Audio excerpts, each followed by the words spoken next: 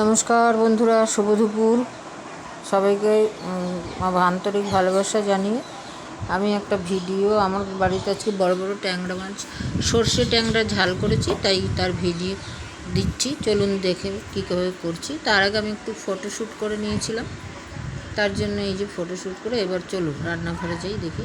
প্রথমে আমি সর্ষে বাটা নিয়েছি, যেহেতু এই মাছটা সর্ষের ঝাল করব। তারপরে কড়াইয়ে সর্ষের তেল দিয়ে আমি 8 পিস ট্যাংরা মাছকে আগে ধুয়ে পরিষ্কার করে নুন হলুদ মুখিয়ে রেখেছিলাম, সেটাকে ভেজে নিলাম। হ্যাঁ, মাছ ভাজার আগে একটা শুকনো লঙ্কা ভেজে তুলে নেবেন তেলে, দেখবেন মাছটা কড়াইয়ে আটকানো।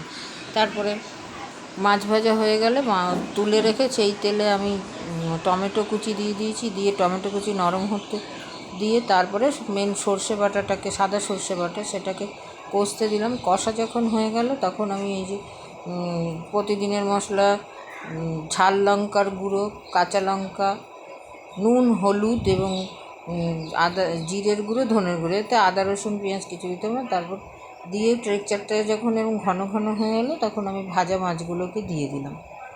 দিয়ে আমি এবার বেশ, আমরা মাছ ডালে ঝোল খাই না, আর এটা ভালোও লাগবে না। তারপরে দিয়ে আমি বেশ খানিকক্ষণ বসে থাকলাম। হ্যাঁ, বসে বসে একদম বসেই ছিলাম এটা নয়, এই কিছু গল্প সল্প করছিলাম মেয়ের সঙ্গে। বেশ খানিকটা গল্প করা হয়ে যাওয়ার পর যখন বুঝলাম মাছটা এবার নামাতে হবে, তখন গিয়ে আমি মাছটাকে ঠিক এরকম, এই যে টেক্সচারটা এরকম ঘন মতো হয়ে আসবে, তখন আমি তার মধ্যে ধনেপাতা কুচি ছড়িয়ে দিলাম।